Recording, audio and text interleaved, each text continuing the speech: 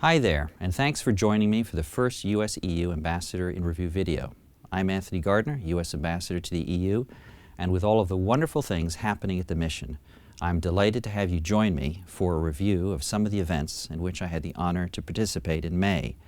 Highlights of last month range from speeches about the transatlantic relationship and its international importance, venture capital and entrepreneurship, the European University Institute's State of the Union, a working visit to Strasbourg, and a series of other fantastic events. There was so much packed into such a short period of time, but my incredible team here at the mission helped me get it done. Take a look. Last month, Ambassador Gardner spoke of the importance and benefits of the Atlantic Ocean. The Atlantic Ocean connects us, it sustains us, it's a source of food, energy, recreation, and even inspiration. It regulates our climate and sequesters our carbon emissions. The Atlantic Ocean also provides significant economic benefits, from the sustainable harvest of seafood to the exchange of commercial goods between our hemispheres.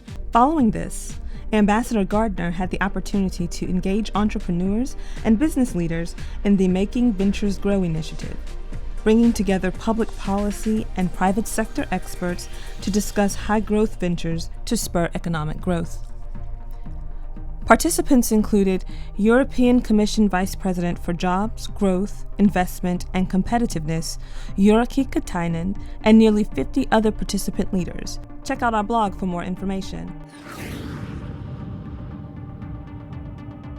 Later in the month, Ambassador Gardner traveled to Florence for the EUI's State of the Union discussion with Italian Prime Minister Renzi. He covered a range of topics including US-EU shared values, Russia, and the importance of TTIP. I can tell you I live the importance of values every day. Those values are under attack every day, not just on the borders of Europe and Ukraine, but around the world, whether it's in Syria or in Iraq or in Libya. Ambassador Gardner continues his remarks by stating that the US and EU share enthusiasm on the big themes. We certainly have excellent results with this new Trade Commissioner, Cecilia Malmström, with whom we are working on this Transatlantic Trade and Investment Partnership Agreement. And we welcome the focus on the key issues such as better regulation that Vice President Timmermans is responsible for, on energy union, on the investment plan to drive jobs and growth, and of course the digital single market. As the ambassador notes, the EU is a critical partner in all of the global challenges we face together. There is another way. The diplomatic track is open. We continue to be committed to the Minsk Protocol. The trouble is that life is not easy when you're faced with a partner who speaks one thing and does another, and violates the substance of the Minsk Protocol even today. We continue to urge the Russians to respect that Minsk Protocol.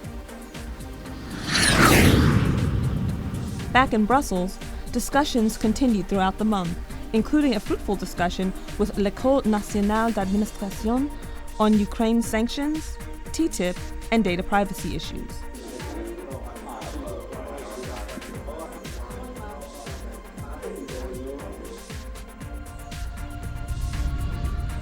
Ambassador Gardner concluded his busy month with a trip to the Strasbourg plenary session of the European Parliament. Ambassador Gardner displays his commitment to standing up for missing children as he concludes his trip to Strasbourg.